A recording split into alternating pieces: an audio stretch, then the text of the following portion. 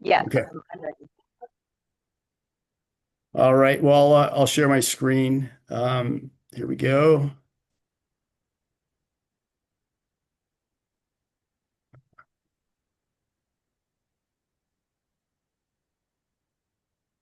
All right.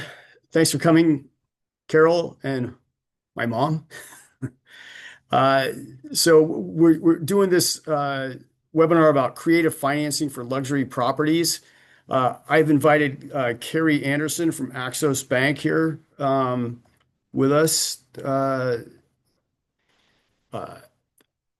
Good she morning. Axos Bank has lots of great programs for properties 3 million to 50 million. So um, I'm going to let her take it over from here. Yeah, thanks. Thanks, Phil.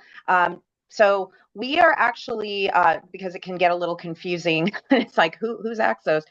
We are actually one of New American Funding's wholesale lending sources. So, New American Funding can take care of pretty much any loan up to a certain Whoops. loan amount. Oh, um, and anything over, Phil, what's your max loan amount in-house? I'd say 3.5 million. Yeah, that's pretty common. So anything over 3.5 million, or that is really, let's say, extraordinarily out of the box and creative, they can come to us. They can take your buyers and borrowers loans and find great pricing and great loan options with Axos Bank. So um, we have a couple programs that we wanted to highlight today to just kind of give you some ideas as to how your clients can leverage their other assets, including departing residences, stock portfolios, and help them buy before they sell. But just as an overarching, statement, Phil, said, "Hey, we can finance properties up to 50 million." That's because our program, and by the way, it is called a portfolio program because we are a bank. We are publicly traded on the New York Stock Exchange, and we actually lend our own money. So this is not, like Fannie Mae. We're not tied to the secondary mortgage market. All of our loans we fund out of our own money and we keep on our balance sheet. So we get to make the decisions as to who we want to lend to, not what an end investor or the market says we can lend to. So that makes us, like I said, a very creative lender. And it also means that we can do really big loans. Right now, our minimum loan amount is 500,000, which in this area, let's face it, is nothing. And then we can go as high as 30 million. So that is a huge, huge segment of properties that we can finance. And so we're going to definitely be focusing on the luxury properties right now because most lenders don't have the ability to do high loan amounts. So we have four different products that can help your clients buy before they sell. That's what we're kind of trying to zero in on today. If we were to go over everything I can do, we'd be here for probably 2 or 3 hours. And yeah, I know everybody doesn't have that kind of attention span. I don't have that kind of attention span. So we're just going to segment it into the ways that we can help your clients buy before they sell, because those fence sitters are definitely what can be getting in the way of you having a bang up year, right? And the year's not over yet. So we still have a few months left to really bring it in, right? So we're going to talk about a couple things. Cross collateralization, that's kind of a buzzword. A lot of people know what that means, but we'll talk about that. And then I have a loan called Bridge to Sale, which is not a cross collateral loan. It's a cash out loan on a currently listed property. Most of you probably know that financing a property that is already on the market is next to impossible unless you're willing to pay exorbitant rates and lots of points and fees. So this is a great solution to that. We also will allow a purchase loan for your clients where we exclude their departing residence, even if it is not under contract yet. And in some cases, it doesn't even have to be live on the market yet. So that is also a great option for some people. And then finally, this is a very unique program and one that only a few banks use, and it's very, very hard to come across it in just your traditional lending guidelines, and that's called pledged assets. So that doesn't involve other real estate. It involves leveraging personal assets against down payment. And it's actually really cool. So I'm really excited to talk about that because I think a lot of people don't realize that they can leverage their, like, say, stock portfolio against their down payment without having to take a margin loan or, heaven forbid, liquidate that asset and create a taxable event and lose your strategy of your investment. So go ahead and let's go to the next slide, Phil, and let's see what we got. Okay, so this is the cross-collateralization program that I was talking about first, okay? This is a very traditional way of bridge lending, okay? And honestly, I don't want to get too much into the math here because that's boring.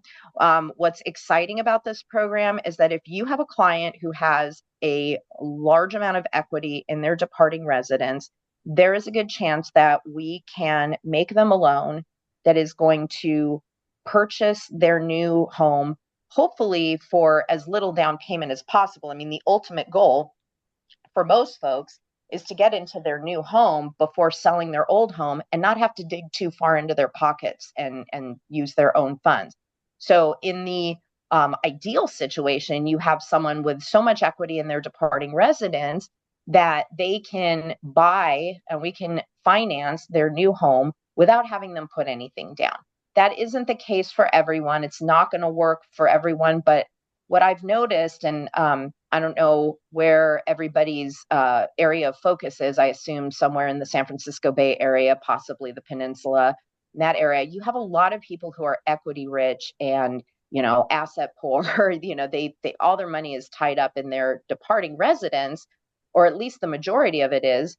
And they would struggle to buy a new home before they could sell, close on their departing. So for people who are in that position, ideally people with a very small loan amount or a free and clear property, we can do loans. And there are a lot of private money lenders out there that do the same thing. This isn't that rare of a program. What I will say, though, is our pricing is going to be a lot more favorable than someone who is lending their own money from a private source. Again, we are a bank, and New American Funding has a direct line to that money. So it's definitely should be your first question when somebody says, yeah, I want a bridge loan. Before you settle on a private money loan with exorbitant rates and fees, definitely talk to Phil. You want to And go to the Carrie, next? does a cross-collateral program imply that they're going to be selling their primary Well, residence that's what's for the interesting with us. existing? Yeah, and that's an excellent question because most cross-collateral loans absolutely have a time limit called, a balloon feature where, we'll lend you this money for 6 months, 12 months, maybe.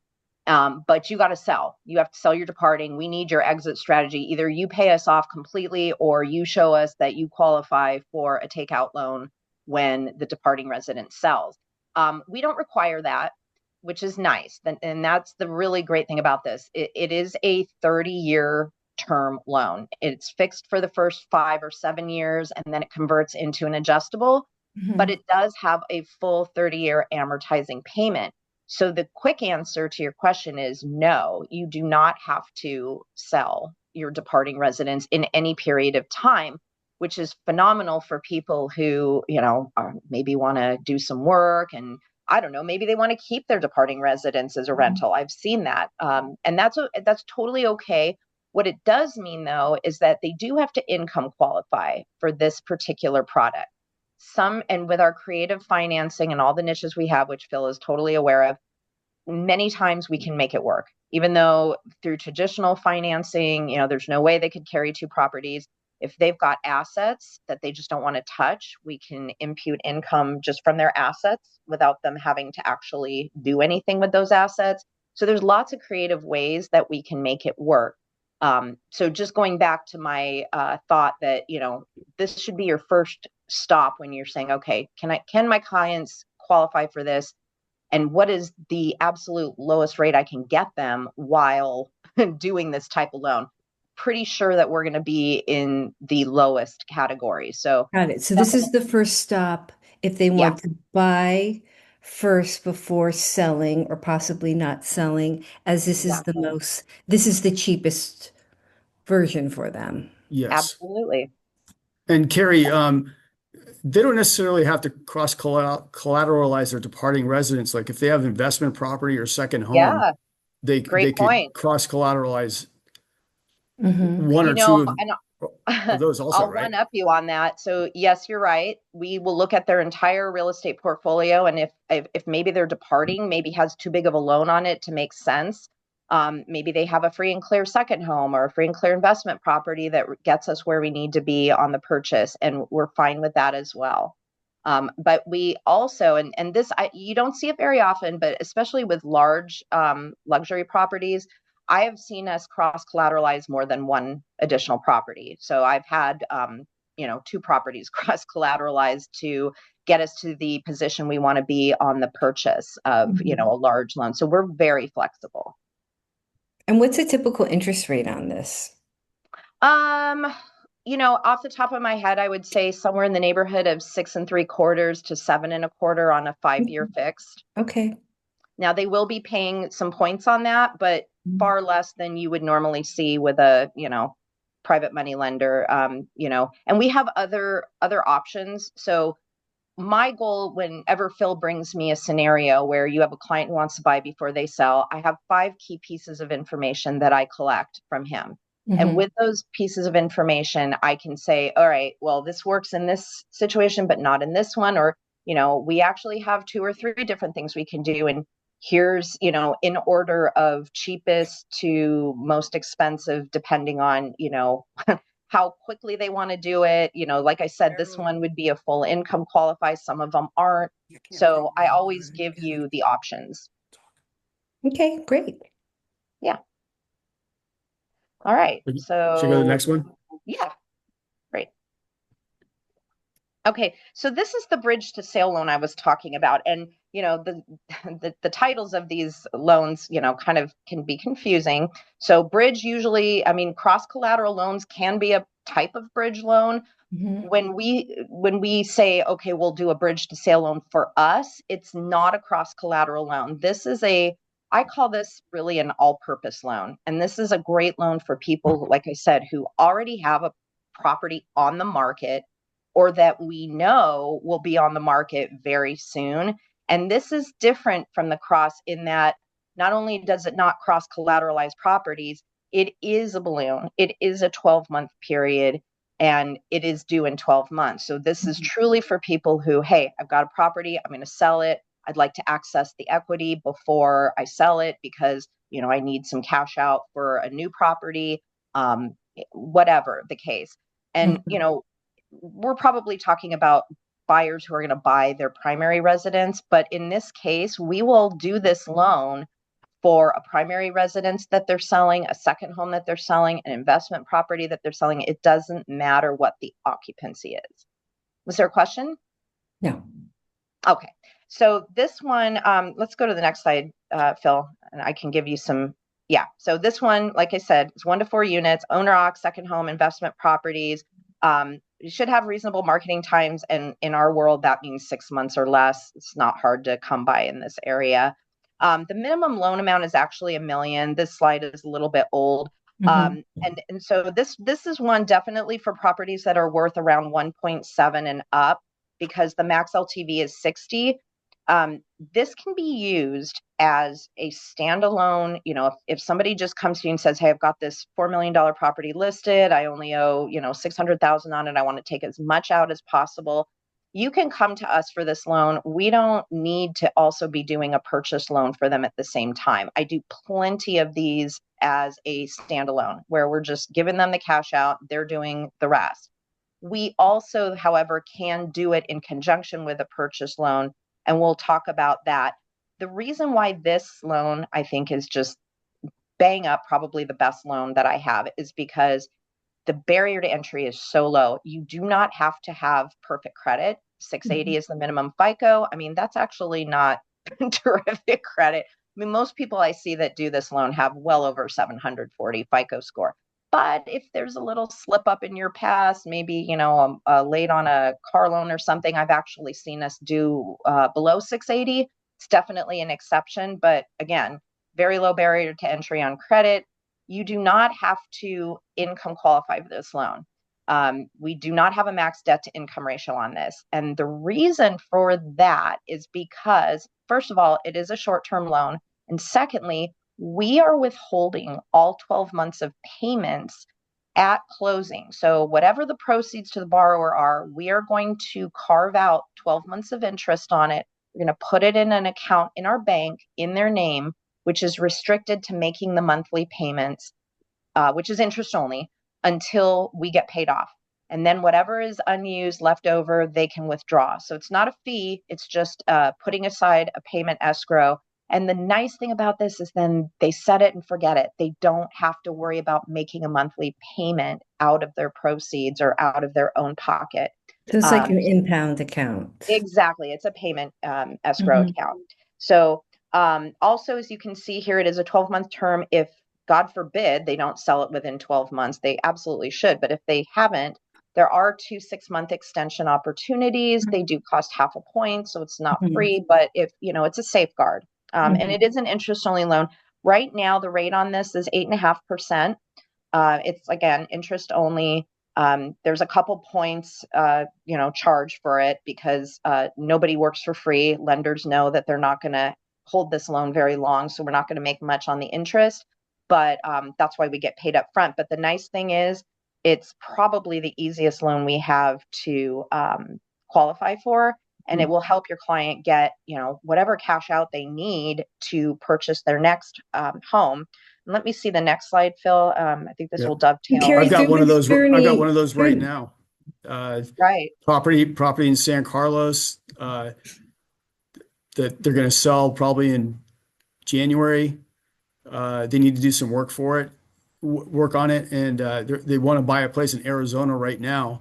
So we're taking the cash out on the bridge on the San Carlos property to buy the place in Arizona. Yeah, and that's perfect. And I get a lot of people ask, well, does it matter if they're buying in another state? This is just on the California property. We're not putting a lien, it's unlike Cross-Collateral. We're not putting a lien on their new property. This is just cash out on their departing.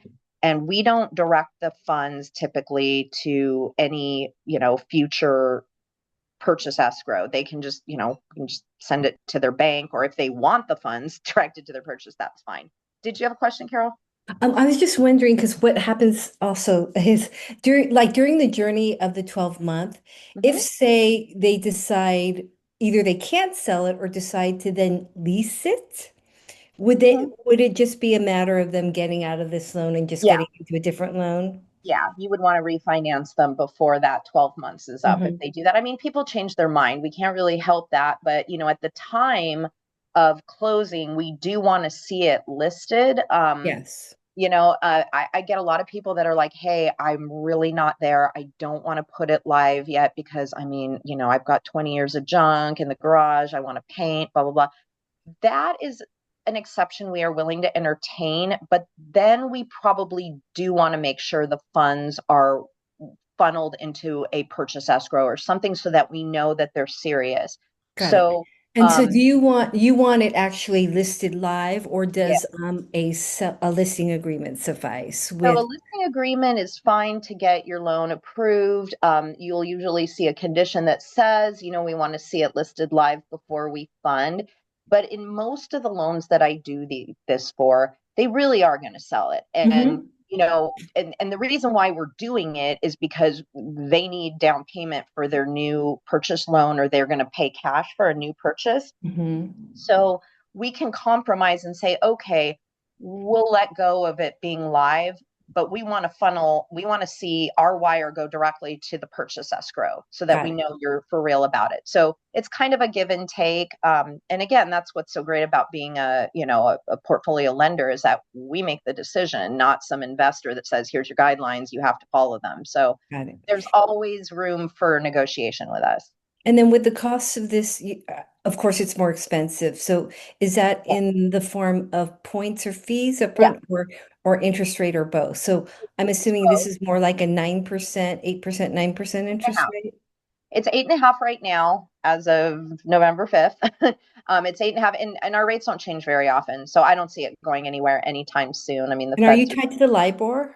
No, it's just a 12-month interest only loan. This one isn't, and LIBOR doesn't even exist anymore. So it's not tied to any index because it'll Okay. never adjust. It's just going to Okay. be interest The fixed only. rate. It's interest only for 12 months and it's fixed. Got it. And So then, eight and a yeah, half. they will be paying points, which will come out of their proceeds, because again, it's a short-term loan. And I think the average payoff on these is probably 6 months or less. So we definitely collect our fees up front. And then if they decide, if they sell in a week, okay, that's fine. We know what we're getting into. This is a short-term solution. And what's cool about it is, you can take the funds and do whatever you want with them, but we can also come in as your lender for the purchase at the same time. And we'll do a purchase loan, which is fully amortized. It's not a short-term loan. Interesting. Yeah, we could do an interest-only loan, but it's an amortized loan, and we'll do that Mm-hmm. purchase loan for them, and we will not include the payment on this loan in the underwriting of their purchase loan. So this is really helpful for people who may have, had enough equity to do the cross collateralization, but just didn't have the income to support one large loan on both Mm-hmm. properties. So this is kind of carving it into two loans. And, I don't know if the next slide, Phil, talks about yeah, go one more. So that's just that's just an example of a big fat bridge loan we did in Florida. But yeah, so this one, like I said, we could do a purchase loan and exclude their departing residents, including the bridge loan. The bridge loan if we just funded a bridge loan for them, we'll do a purchase loan, we'll exclude the bridge. It also works if, let's say, they already have the down payment and they just need a loan where we're not going to hit them with their departing residents. Maybe they have access to an equity line on their departing residents. And to be honest with you, that is by far the cheapest way to do it. Get them an equity line lined up before they even think about listing or going shopping for a new loan. And then once they do have, a property in their sights, you got the down payment already there and waiting, but, you need a lender who's not going to hit them for the debt that they're going to have to incur extra on their departing residents to get a down payment. So it's just, again, it's another creative way of putting the cart before the horse. And we have a couple different programs that'll allow this. So, depending on how they qualify, how much equity they have in their departing, a good rule of thumb is they should have at least 20% equity remaining in their departing to be able to exclude the debt on that residence. Sure. I want to point out that with us working with Axos, as the loan amount goes up, the points percentage goes down. So we'll charge less points on a $5 million bridge than we would on a $2 million bridge. Yeah, and that's actually great because not all lenders that work with us do that. So that really gives you guys, New American Funding, an edge and helping the clients save money on the larger loans for sure. Yeah. I also wanted to add before we move on that we also will allow, if they want to keep their departing as a rental and they don't have a tenant lined up yet, we will allow fair market rent to offset the debt on that. So that's another way of, helping them buy before they sell without having to make them, list the property, or, some people really don't want to sell their departing and they just haven't had time to get a tenant in yet. They need to clean, they need to do all the, marketing and fixing it up. So we can do a fair market rental survey on it and apply 75% of fair market rent to help offset their debt. Okay. Excellent. Right. Any questions on that? Yep. So you can see where we're kind of like laying out different ideas in different ways. And, I structure these all day long. So, I was talking about the 5 different pieces of information that I need to help you guys determine, okay, what's the most, economical way of doing it. Obviously it's what's their sales price? What is their departing residence worth? How much do they owe? And I also like to know ballpark what their income is and how much they have in liquid assets, because that really helps me zero in on what's going to work best for them. And sometimes, they have a lot of money in stocks, and the only way to make it work is if they were to liquidate some of those stocks for down payment, anywhere from 10 to 20, 30% down. I mean, that's a lot. That can be a lot on properties, especially high-end properties. So my pledged asset program, again, I said before, it's a really well-kept secret, and I think that if more people knew what we could do, they would definitely take advantage of this. Let's see what the next slide gives you here. I want to kind of give you okay. So our pledged asset program, so most of our loans, you're putting down 20 to 30% minimum, right?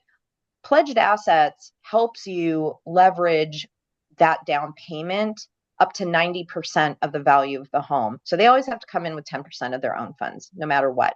But the rest of the down payment can be pledged from stock. And what do I mean by pledged? Basically, it just means that they are taking their assets, they are moving them seamlessly into our bank, and they are in our bank, still in the borrower's name, right? We haven't taken any ownership of the asset itself. We're just the custodian, and they are leveraging that against their down payment. So it is restricted. It is assets that they cannot liquidate without first paying down the loan to the original maximum amount that we would have lent without the pledge. So if it's, say, like a $2 million loan, normally we would need 30% down. If they want to pledge assets, we can do a loan up to 90%, but they're going to pledge that 20% difference in their own assets.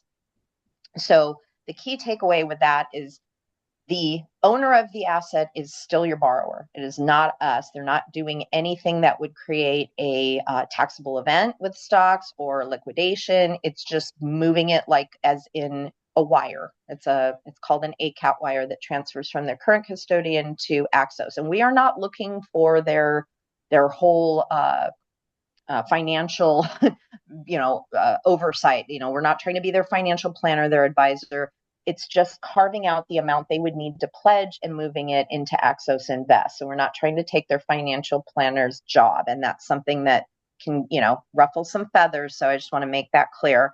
But Axos can't execute any trades. No, the borrower can. So it's a self-managed account.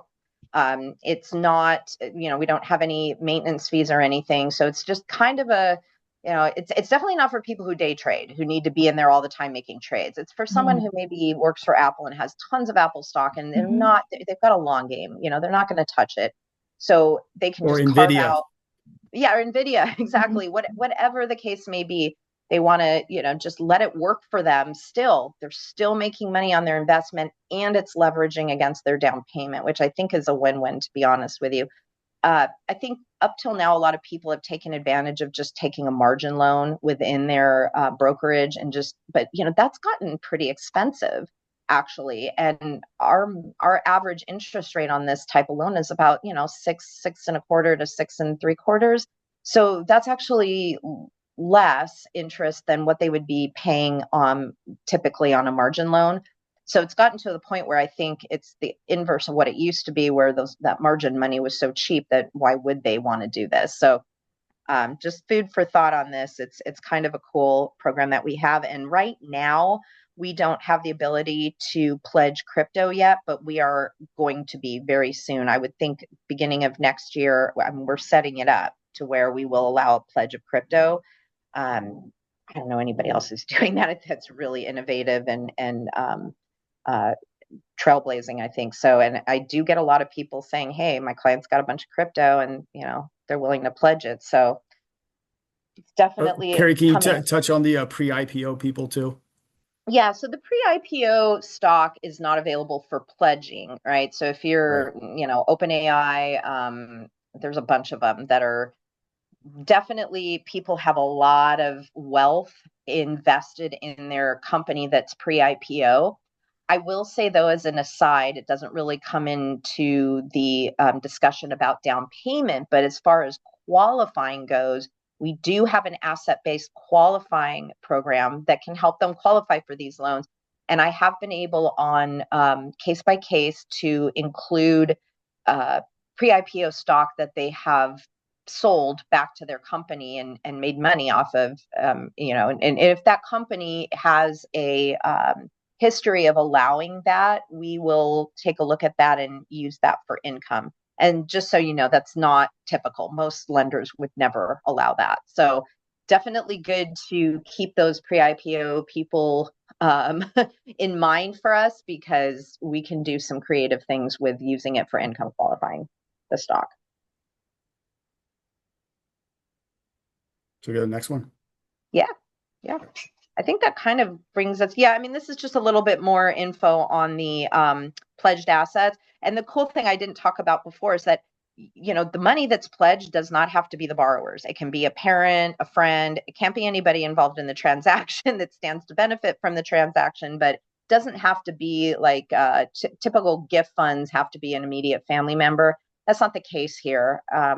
Anybody can pledge on behalf of the borrower, so it really doesn't have to even be the borrower's own money that's being pledged, which I think is cool.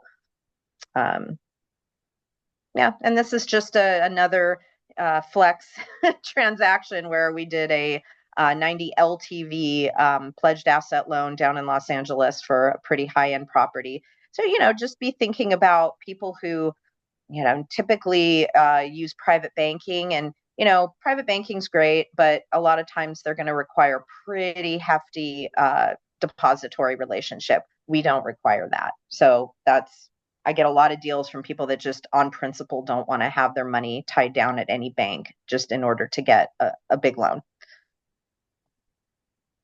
All right.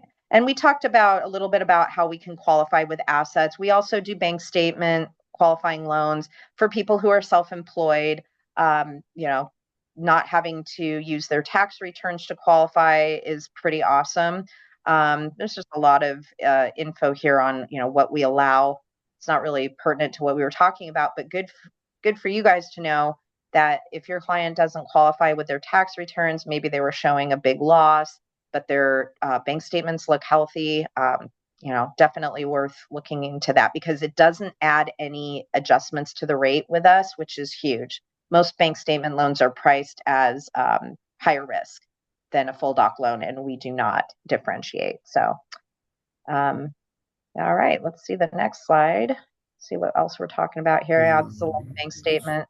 One of the cool things though about our bank statement is that if let's say one person is self-employed and another person is W-2'd, we can combine qualifying. So one person can qualify with their full doc income, and the other person can qualify with their bank statements. All right. And there's a bank statement. Oh, this is cool. So we did both a bank statement loan and a pledged asset loan. So they pledged assets, and then they also used their business bank statements to qualify. So that's just a creative way of combining different things that we do. Let's see, what else do we have here? Oh, unique properties. So I think the first thing people zero in on when they see what we, condos, condos, what can you do with, so we do not have a requirement that condos be Fannie Mae warrantable. However, we do require that they put down at least 40% on non-warrantable condos. So you got to have a lot of skin in the game. But the cool thing is, if maybe some of the balconies haven't been repaired yet, maybe there's an insurance issue. Let me think what else. Maybe there's a minor litigation, other things that, really kick it out of Fannie Mae approvability. We will look at those. But again, we're talking about, high-end condos that are in the million plus range. Condo tells we can also do, even if they don't have a full kitchen. So, max LTV is 50, so it's pretty low, but we don't require a full kitchen, which a lot of condo tell loans do. I'm assuming with SB 326, you're going to be busier in this area. Yeah, I've done a few of them. But again, the barrier to entry is 40% down and a minimum loan of 500. So a lot of these condos are in the, $600,000, $700,000, $800,000 range, which sadly doesn't work with my 500,000 minimum loan size. But the higher end properties, absolutely. And the balconies basically, if yours is okay, repaired or didn't need repair, and the assessment's already been paid, if the others are still being worked on, that's probably not a problem with us. Great. Yeah, So other yeah, lenders require yeah, the the whole whole thing. place to be repaired. Yeah, regardless. Yeah. So, Repaired or um, in process? Done. well, if it's Done. But yeah, Yeah. yeah. Okay. You mean in general? Yeah, yeah, in Yeah. general, absolutely. most lenders require it to be done. Uh-huh. Right. Like Wood Lake. It's going to Oh, be a is while Would for Lake a them. problem now, Bill? Yeah, I mean, they're doing the work now, but it's going to take a long time. Yeah. Yeah. Okay, so Wood Lake's It probably thatched. won't be done till I'm guessing at least June of next year. Okay. Well, Yeah. Yeah. What are the typical price points on those? they're lower. Low. Yeah. Yeah. See, Yeah. this Like is why I like like they'll say, go up to like one, what is it, Brittany? Like 1, 2-ish. well, those Yeah. would work for us. Those Yeah, would work but a for us. lot of them are 1 bedrooms, 2 bedrooms. But yeah, Mm-hmm. we've done we haven't done Wood Lake in a couple of years, but Mm-hmm. we've had both listing I would and sales. say if you are looking for, just saying, hey, are you guys interested in selling? If 500 is my minimum and my max LTV is 60, anything over 835 would be something we could work with if Okay. the buyer were to have Yeah. 40% down. So, Yeah. Just as yeah. an aside, Wood Lake is FHA approved. So Oh, Oh, okay. well, Well, there you that's go. good. yeah, and we can do FHA loans there. Even with the Oh, balconies not being, Yes. Yes. how is that? I thought, Because they don't care. oh, really? Yeah. Okay. Yeah. well, yeah, if I don't FHA know if doesn't I should care say they why. don't care, but there's been, I haven't done any, but I know that in the last few months, people have closed FHA loans there. Great. Yeah.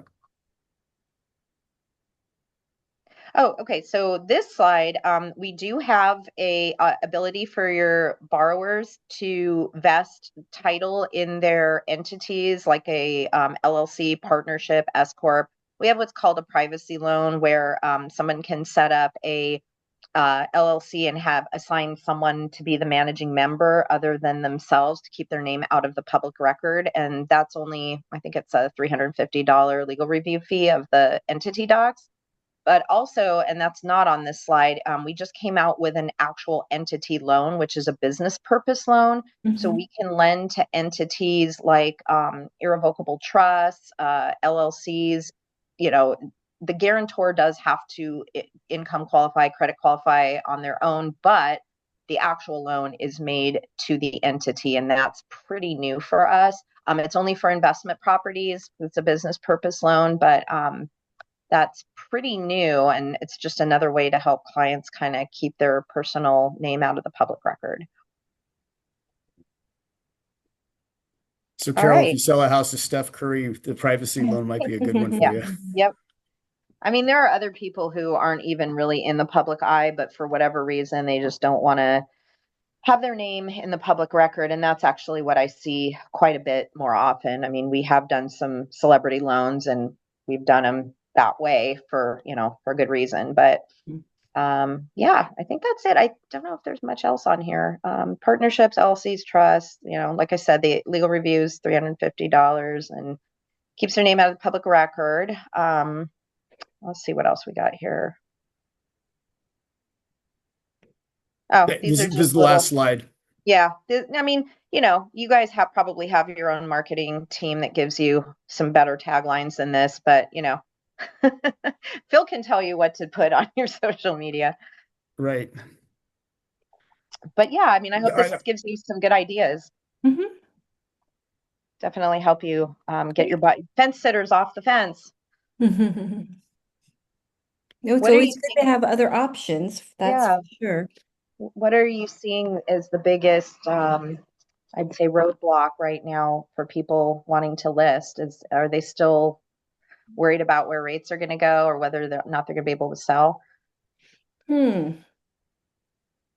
Um, I mean, it's a combination of what we're seeing a lot in the Bay Area, though, are trust sales, right? Just because Right. people Yeah. don't want to leave. So it's either an inheritance, which is triggered, which I would say is a high percentage of Mhm. everyone's listings, but it's just they're locked into that lower interest rate too. Exactly. Yeah. That's good. So between that and until we've, align the stars and moons and give them a compelling reason for them to tangibly see Yeah. something. Right. Yeah, I Right. mean, we just had a big one that we closed in Hillsborough, and then Hmm. we sold the Burlingame, but it was like they were on the fence, right? They were like, I don't know that I really need, because they love their house so much, but Hmm. but the next house offered more of a legacy because they're about to have their third child and just wanted to just expand. But yet, when you're at that level, moving from a $6 million to like a 9 mil, it's like they don't have to sell. And then also because we sold it to them back in 2021, they had that, it was hard for them to leave that interest rate. Yeah, I'm sure. Yeah, they were considering also just renting it out, right? Just they wouldn't be Hmm. able to cover the mortgage payment, the Right. PITI, and then, but then because of what we found for them, then they ended up selling. Yeah. Hmm. Yeah. Yeah. And we just had a great opportunity on the sale to where we got we were able to get them a sale property contingency, Oh, yeah. or did we Well, the use that, higher, Brittany? We yeah. didn't use that. We just used the longer escrow. No, we use a sale of Oh, property we did. We contingency. did do this. Mhm. Okay. Yeah, the higher end properties, sometimes you can get that kind of grace, depending on the seller. So that's your ideal situation, right? That was ideal. So that Yeah. it's not common. Yeah. Unfortunately, Carrie, it's not common. Well, I know this because I see these all over the Bay Yeah. Area, and especially in your guys' market. I have a few bridge loans going right now, so they're out there. They're definitely out They're there, out and there. It's not, but you know. and timing was perfect for them. It just happened to Mhm. be this beautiful house. It's like a lot of people were out because it was more like September, right? Yeah. People were like getting their kids back at school. Yep. So the audience during the time that it Yeah. was on, Mm. and then once we ratified, then all these people were like, you know how it goes when it rains it pours. It's Now, like, yeah. Then they wanted to be in backup. Yeah. mhm. Totally. Yeah. One question I have about trust, and Mhm. so with this one, actually, with this example that Carol's discussing, they place their property in a trust, but on, like, the county website, their names, it still shows them as Yeah. both the trustees of the trust. Right. So in Exactly. reality, right, if you really want to be hidden, you'd have to be under like an Yeah. LLC. Okay. Yeah. Just want to So make sure. what you do is the trust sets up you set up an LLC with the trust as, the member or the majority or the beneficiary, whatever you want to call it, the owner. Uh-huh. And then you assign a managing member that is not your borrowers. And that's the person who's going to sign the deed of trust. Got it. Okay. That's what we Yeah. did for Oh, Carol. got it. Kind of like, okay, That's what got we did it. for Elm. Hmm. Yeah, yeah. Mhm. Um, and that can that happen quickly during escrow too? Mhm. Hmm. Sure. We set that up during escrow, didn't We we, did. Brittany, when We that did. happened? Yeah. Yeah. Okay. That's good to know. That's Well, just I just did something like that. It wasn't for a sale, but it was for a refi. And the barrier that we were coming up with was um, the trust attorney filed with the county, but it took like 2 to 3 weeks for the county, for the title company to get a prelim reflecting the LLC Mm. because the county doesn't move fast. Mhm. Right. But it was a refi. But it was a refi, yes. Right, right. So different positioning. I mean, if you do it and you're doing it on a purchase, it doesn't really matter. But I get what you're saying. Yeah, the county does not move fast. Yeah, yeah. Yeah. All right. Well, that's all I got for you guys. Great, Carrie. Good, you've got some Yeah, good stuff there. How long have you absolutely. been with Axos? 15 years. Okay. Yep, 15 years just last month. I've been in the business 30 years, so half of half of my career at this bank. But it is a solid bank, and you know, I've worked with Phil. Gosh, most of it. I think we met way back in the beginning. Yep. So yeah, been a while. Cool. Great. Back when it was Bank of Internet. Yeah, that we changed our name back in it was 2018. I think Bank of Internet was cool in 1999 when the bank started, and it wasn't cool anymore. So, but yeah, it's been a long time. So Phil, but otherwise for the straight and easy, non-complex loans, what is your like we just got into contracts on a great property and Wells Fargo was able to give them a relationship rate at like what was it, Brittany? Is it low Like fives? 5.5. I think a little lower Mm. with the Yeah, I relationship. mean, realistically, those type of things, Wells Fargo is probably going to beat us if they're bringing money into the Wells Fargo. Mhm. Uh, but if there's any curveballs with anything, that's where we fit in better. Obviously, we would try to compete, but Yeah, it just depends on how much they bring into the bank. sure. So Yeah. yeah, I think they're bringing in a mill. yeah, 5.5 on a 30-year fixed. Oh, Um, it's an arm. it's It's an an arm. Seven arm. Yeah. Yeah, how big's the loan? Uh, big. it's It's 80% off of what, 3.2? 3.2. Mm-hmm. Yeah. Well, And I'll price it out. I'll see, but and what they bring in could be used towards the down payment. yeah, I've never understood that, but Yeah. they get business Who that knows way. how So long they'll be offering this, but right yeah, now there's a yeah, window. right. Window if you could fit within that. Yep. Okay, great. Brittany, Anything anything else? for you? I know you jumped in a little Yeah. late, but they No, took I think I notes. got it. Yeah. And I see, yeah, it's being recorded. Yeah, I recorded it, so I'll send you the Awesome. recording and the slides. Thank you. Thanks, Phil. Thank you very much, Carrie. Okay, Thank guys. you. Good Yeah, stuff. Thank you're you, welcome. Carrie. Okay, thank you so much, Phil. All right. Thank you All both. right, All right. bye. Thanks Yeah. all for being here. Okay, All bye. right. Bye-bye. Bye.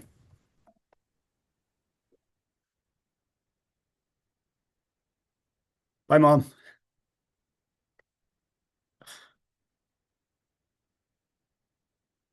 You're muted, but I'll call you later.